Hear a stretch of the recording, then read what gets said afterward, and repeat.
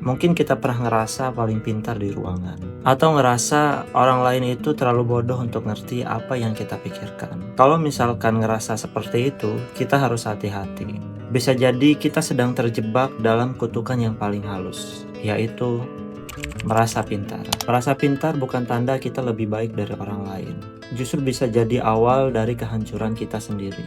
Karena ketika kita sudah merasa tahu segalanya, itu tandanya kita berhenti untuk belajar, berhenti untuk mendengar, dan mulai menggurui dunia di sekitar kita. Akhirnya kita hidup dalam gema pikiran kita sendiri, kemudian mengabaikan sudut pandang dari orang lain, dan menganggap kritik itu sebagai gangguan, bukan masukan. Kemudian kita mulai menganggap setiap perbedaan itu adalah kebodohan. Setiap kegagalan itu adalah salah orang lain. Merasa pintar bisa melahirkan arogansi, dan arogansi itu membunuh kerendahan hati.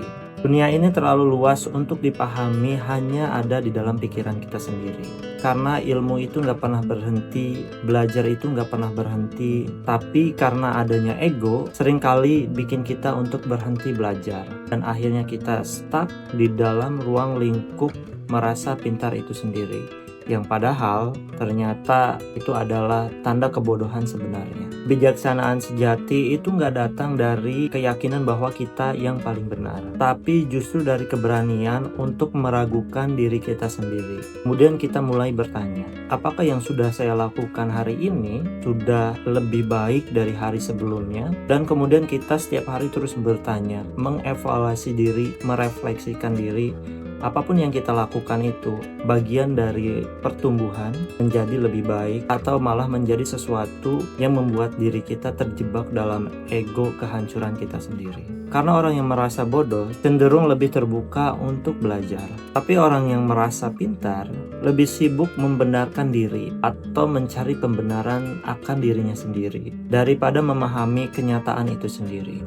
Jadi jika hari ini kita merasa nggak tahu apa-apa, itu tandanya kita masih bisa menjadi lebih baik. Artinya, dengan kita nggak tahu apa-apa, kita terus mencari tahu bagaimana caranya kita menjadi tahu. Tapi kalau kita mulai merasa paling ngerti di antara semuanya, itu sebuah tanda kita harus hati-hati. Mungkin kita sedang dikutuk oleh ego kita sendiri.